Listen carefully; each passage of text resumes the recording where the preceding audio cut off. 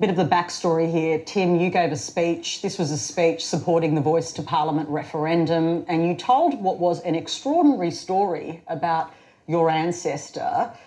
Just taking you to that story first before I'm going to point you to the way that you try and reconcile this. Why did you tell that story?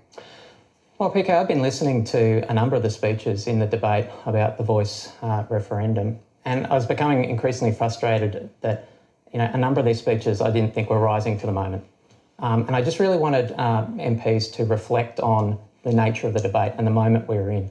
Not every bill before the Parliament is one that's going to echo down the generations, but I think this is one. This is one that's going to have a legacy for our descendants. And my good friend, the member for Lily, Annika Wells, her first speech was about being a good ancestor. She enjoined MPs, think about how your actions are going to echo down the generations. And I really wanted to call out to MPs saying, look, elevate your contributions here because your descendants will be looking back on this in time. And I did that through the prism of my ancestor who... Tell us about John Watts. So John Watts is one of the first squatters on the Darling Downs, but after that he became a member of the first Queensland Parliament.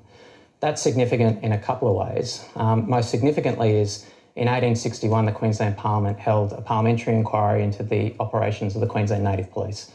The Queensland Native Police were a paramilitary force that historians estimate committed somewhere between 10 and 60,000 extrajudicial murders.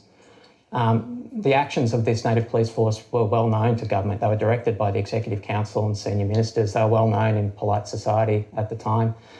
And my ancestor heard this evidence, but I should say he didn't recognise and he didn't listen to Indigenous Australians. He couldn't recognise them as equal citizens.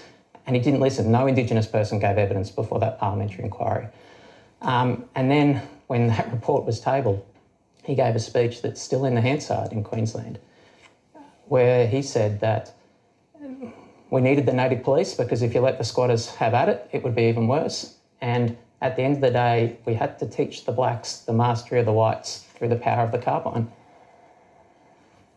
Now, I'd read that and I'd read his diaries and I wrote that speech, but even standing up to say those words out loud was really hard, was really confronting. The emotion catches up with you. And I really just wanted other participants in this debate to think it through that prism, think about how to be a good ancestor. Don't meet the gracious gift of the Uluru Statement from the Heart.